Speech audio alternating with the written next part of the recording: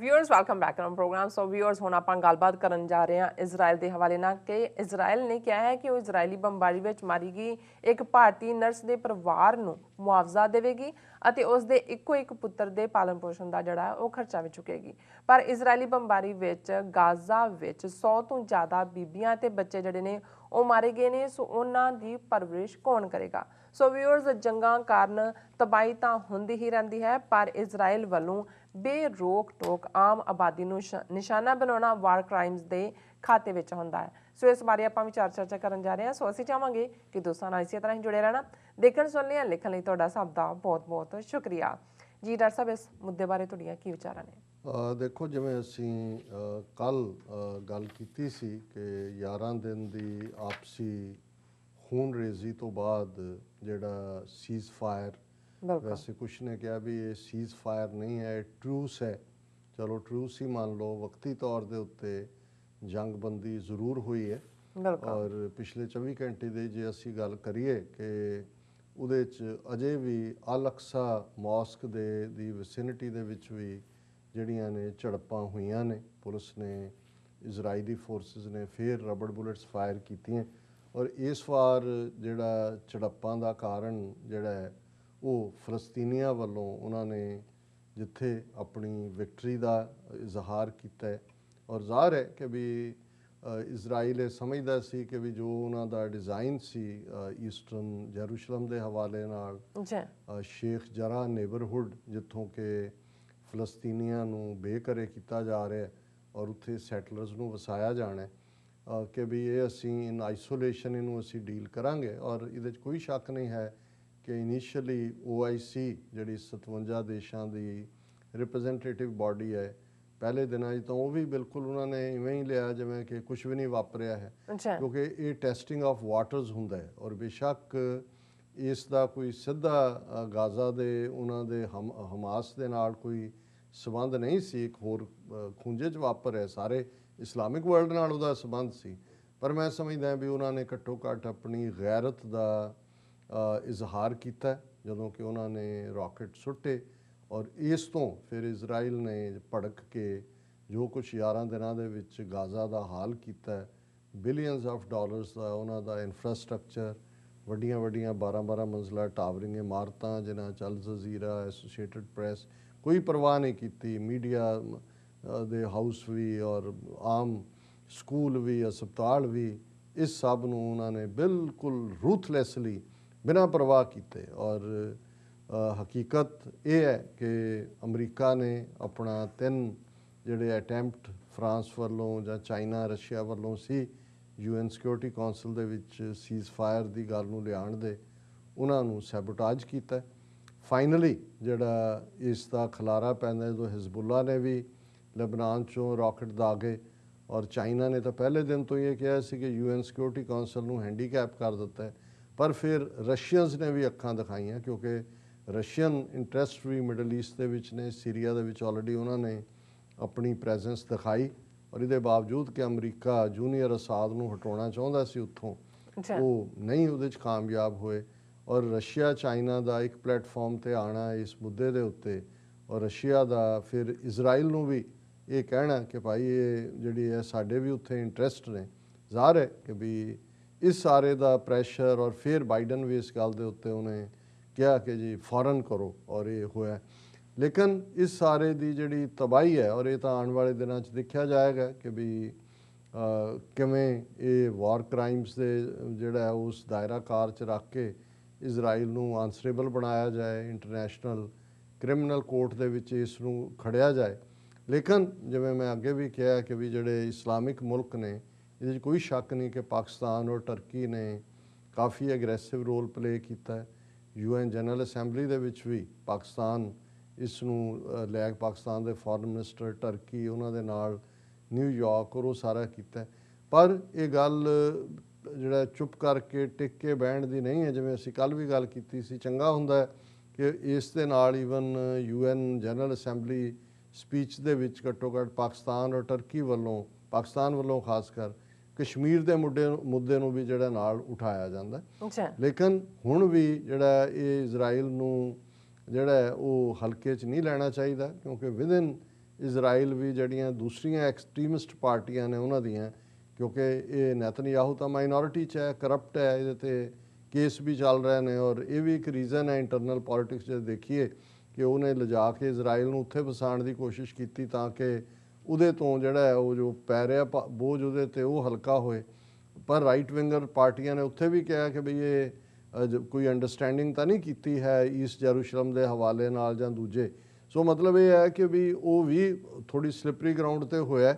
ਲੇਕਿਨ ਇਸ ਗੱਲ ਦਾ ਧਿਆਨ ਰਹੇ ਕਿ ਇਸ ਕਿਸਮ ਦਾ ਜੇ 48 ਤੋਂ ਹੀ ਤੁਸੀਂ ਹਿਸਟਰੀ ਦੇਖੋ ਇਜ਼ਰਾਈਲ ਦੇ ਜ਼ੁਲਮਾਂ ਦੀ, ਉਸ ਪੀਰੀਅਡ ਤਾਂ ਅਜੇ ਉਹਨਾਂ ਦੇ ਕੋਲ ਕੋਈ ਇਜ਼ਰਾਈਲ ਕੋਲ ਕੋਈ ਡੈਫੀਨਿਟ ਆਰਗੇਨਾਈਜ਼ਡ ਆਰਮੀ ਵੀ ਨਹੀਂ ਸੀ। ਉਹਨਾਂ ਦਾ ਇੱਕ ਮਲੀਸ਼ੀਆ ਗਰੁੱਪ ਜਿਹੜਾ ਸੀ, ਟੈਰਰਿਸਟ ਗਰੁੱਪ ਹਗਨਾ, ਜਿਹੜਾ 1920 'ਚ ਉਹਨਾਂ ਨੇ ਖੜਾ ਕੀਤਾ, ਉਸੇ ਹੀ ਹਗਨਾ ਨੂੰ ਇਜ਼ਰਾਈਲੀ ਡਿਫੈਂਸ ਫੋਰਸ ਬਣਾ ਕੇ ਉਹਨਾਂ ਨੇ 47 ਦੇ ਉਸ 48 ਪੀਰੀਅਡ ਜਦੋਂ ਕਿ ਇਜ਼ਰਾਈਲ ਨੂੰ ਰੈਕਗਨਾਈਜ਼ ਕੀਤਾ ਜਾਂਦਾ ਫਲਸਤੀਨ ਨੂੰ ਦੋ ਹਿੱਸਿਆਂ 'ਚ ਡਿਵਾਈਡ ਕਰਕੇ, ਅਤੇ 5 ਜਿਹੜੇ ਦੇਸ਼ ਨੇ ਉਹਨਾਂ ਦੀਆਂ ਫੌਜਾਂ ਅਟੈਕ ਕਰਦੀਆਂ ਨੇ। ਲੇਕਿਨ ਉਦੋਂ ਵੀ ਜੇ ਉਹ ਈਵਨ ਹਗਨਾ ਵਾਲੀ ਉਸ ਸਾਰੀ ਰੈਗ ਟੈਗ ਨੂੰ ਹਰਾ ਨਹੀਂ ਸਕੇ ਕਿ ਅੰਦਰੋਂ ਹੀ ਜਾਰਡਨ ਜਿਹੜਾ ਹੈ, ਜਾਰਡਨ ਦਾ ਉਸ ਵੇਲੇ ਦਾ ਜਿਹੜਾ ਕਿੰਗ ਸੀ ਉਹ ਰਲਿਆ ਹੋਇਆ ਸੀ, ਉਹ ਵੀ ਅੰਦਰੋਂ ਸਮਝੌਤੇ ਵੀ ਕਰ ਰਿਹਾ ਸੀ ਇਜ਼ਰਾਈਲ ਨਾਲ। ਉਹਨਾਂ ਨੂੰ ਲੱਗਦਾ ਸੀ ਕਿ ਅੰਗਰੇਜ਼ਾਂ ਨੇ ਤਾਂ ਇੱਥੋਂ ਨਿਕਲਣਾ, ਹੁਣ ਨਿਕਲ ਗਏ ਨੇ, ਵੀ ਉਹਦੇ ਤੱਕ ਵੈਸਟ ਬੈਂਕ ਔਰ ਜੈਰੂਸਲਮ ਤੇ ਈਸਟ ਜੈਰੂਸਲਮ ਤੇ ਕਾਬੂ ਕਰ ਲਓ, ਨੇ ਕੀਤਾ ਵੀ। ਸੋ ਉਹ ਜਿਹੜੇ ਬੀਜ ਉਦੋਂ ਦੇ ਬੀਜੇ ਹੋਏ ਨੇ ਉਹ ਫਿਰ ਲਗਾਤਾਰਤਾ ਨਾਲ ਜਾਰੀ ਰਹੇ। ਔਰ ਅਸੀਂ ਦੇਖਦੇ ਹਾਂ ਕਿ 1967 ਦੀ 6 ਡੇ ਵਾਰ ਤੋਂ ਬਾਅਦ ਇਜਿਪਟ ਨੇ ਆਪਣੇ ਤੌਰ 'ਤੇ ਅਕੋਰਡ ਕੀਤਾ, ਫਿਰ ਕੈਂਪ ਡੇਵਿਸ ਅਕੋਰਡ ਦੇ ਥੱਲੇ ਕਿਸ ਕਿਸਮ ਦਾ ਸਾਰਾ ਜਿਹੜਾ ਪਾਰਟ ਜਿਮੀ ਕਾਰਟਰ ਦੇ ਜ਼ਮਾਨੇ 'ਚ ਕੀ ਹੋਇਆ।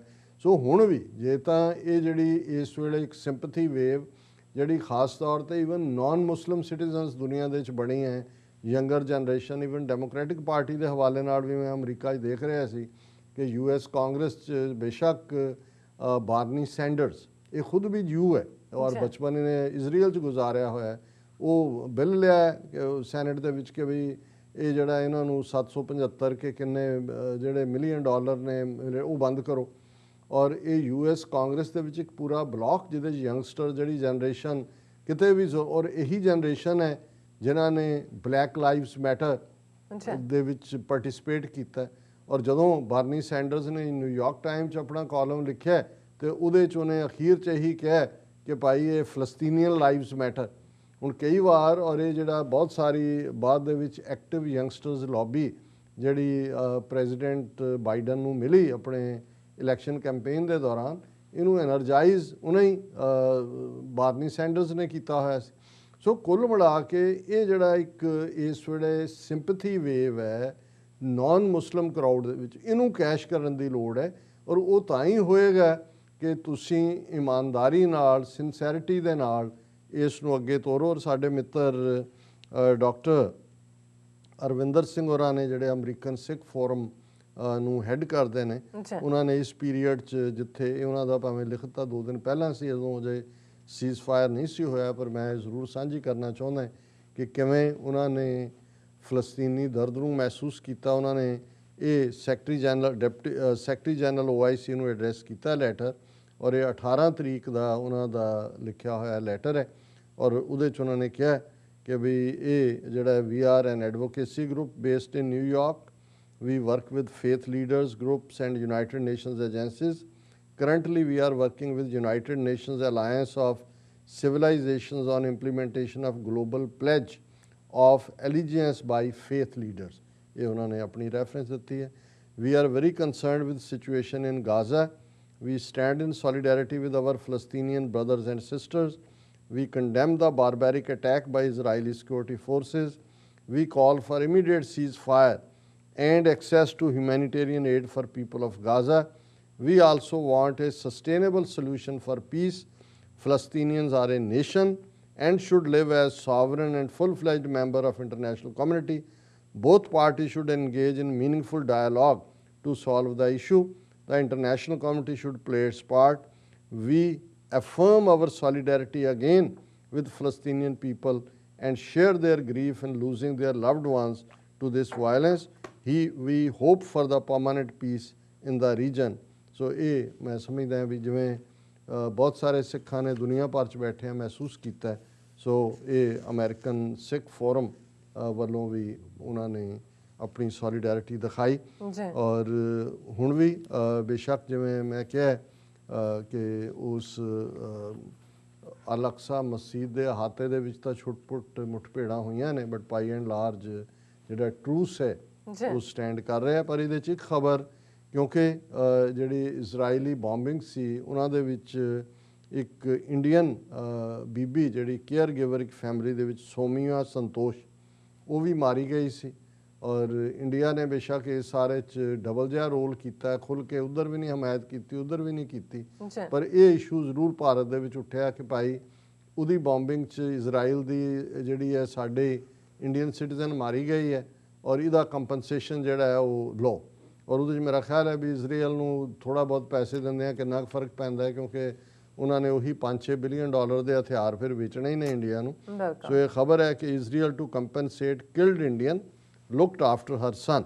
ਔਰ ਇਹ ਨਵੀਂ ਦਿੱਲੀ 'ਚ ਉਹਨਾਂ ਦੇ ਜਿਹੜਾ ਡਿਪਟੀ ਚੀਫ ਆਫ ਮਿਸ਼ਨ ਹੈ ਇਜ਼ਰਾਈਲ ਦਾ ਰੋਨੀ ਯਾਡੀਆ, ਉਹਨੇ ਕਿਹਾ ਕਿ Israel will provide insurance benefits at par with its citizens to the Indian care giver Soumya Santosh, who lost her life in a rocket attack in Israel, as well as look after her 9 years old son, ਜਿਹੜਾ 9 ਸਾਲ ਦਾ ਬੱਚਾ, ਅਸੀਂ ਉਹਦੀ ਵੀ care ਕਰਾਂਗੇ।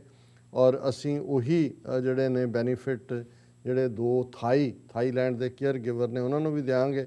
ਔਰ ਅਸੀਂ ਇਹ ਜਿਹੜਾ ਸਿਟੀਜ਼ਨਸ਼ਿਪ ਤਾਂ ਨਹੀਂ ਦਿਆਂਗੇ ਇਜ਼ਰਾਈਲ ਦੀ, ਕਿਉਂਕਿ ਜਿਹੜਾ ਅਸੀਂ ਸਮਝਦੇ ਹਾਂ ਕਿ ਵੀ ਅਸੀਂ ਅਦਰਵਾਈਜ਼ ਟੇਕ ਕੇਅਰ ਕਰਾਂਗੇ। ਫਿਰ ਉਹਨੇ ਐਕਸਪਲੇਨ ਕੀਤਾ ਕਿ 25 ਦੇਸ਼ਾਂ ਦਾ ਜਦੋਂ ਅਸੀਂ ਥੈਂਕ ਯੂ ਕੀਤਾ, ਇੰਡੀਆ ਇਸ ਲਈ ਨਹੀਂ ਕੀਤਾ ਕਿ ਵੀ ਉਹਨਾਂ ਨੇ ਬਾਕੀ ਦੇਸ਼ਾਂ ਨੇ ਫੁੱਲ ਹਾਰਟਡ ਸਪੋਰਟ ਦਿੱਤੀ ਸੀ, ਲੇਕਿਨ ਇੰਡੀਆ ਦੇ ਜਿਹੜੇ UN ਦੇ ਵਿੱਚ ਰਿਪਰੈਜ਼ੈਂਟੇਟਿਵ ਜਾਂ ਦੂਸਰੇ ਨੇ ਉਹਨਾਂ ਨੇ ਡਬਲ ਜਿਹੀ ਗੱਲ ਕੀਤੀ ਸੀ ਕਿ ਵੀ ਉਹਨਾਂ ਨੇ ਇਹ ਕਹਿ ਕੇ ਕਿ ਵੀ ਅਸੀਂ ਫਲਸਤੀਨੀਆਂ ਦੀ ਵੀ ਹਮਾਇਤ ਕਰਦੇ ਹਾਂ ਕਿ ਉਹਨਾਂ ਦੇ, ਔਰ ਇਜ਼ਰਾਈਲ ਦੀ ਵੀ ਉਹਨਾਂ ਨੇ ਜਿਹੜਾ ਖੁੱਲ੍ਹ ਕੇ ਹਮਾਇਤ ਨਹੀਂ ਸੀ ਕੀਤੀ। ਸੋ ਸਾਡਾ ਇਸ ਦੇ ਉੱਤੇ ਇਹ ਟੇਕ ਹੈ ਕਿ ਵੀ ਦੇਖੋ ਬੇਗੁਨਾਹ ਤਾਂ ਇਹ ਨਰਸ ਕੇਅਰ ਟੇਕਰ ਮਾਰੀ ਗਈ ਜਾਂ ਥਾਈ ਵਰਕਰ ਮਾਰੇ ਗਏ, ਜੇ ਉਹਨਾਂ ਦੇ ਕੰਪਨਸੇਸ਼ਨ ਦੀ ਗੱਲ ਇਜ਼ਰਾਈਲ ਕਰਦਾ ਤੇ ਜਿਹੜੇ 240 ਤੋਂ ਜ਼ਿਆਦਾ ਲੋਕ ਮਰੇ ਨੇ ਜਿਨ੍ਹਾਂ 'ਚ ਇਜ਼ਰਾਈਲ ਦੇ ਆਪਣੇ ਕਹਿਣ ਮੁਤਾਬਕ 100 ਤੋਂ ਜ਼ਿਆਦਾ ਬੀਬੀਆਂ ਔਰ ਬੱਚੇ ਨੇ, ਔਰ ਅਸੀਂ ਜਦੋਂ ਡੈੱਡ ਦੀ ਗੱਲ ਕਰਦੇ ਹਾਂ ਅਸੀਂ ਭੁੱਲ ਜਾਂਦੇ ਹਾਂ ਕਿ 1700 ਤੋਂ ਜ਼ਿਆਦਾ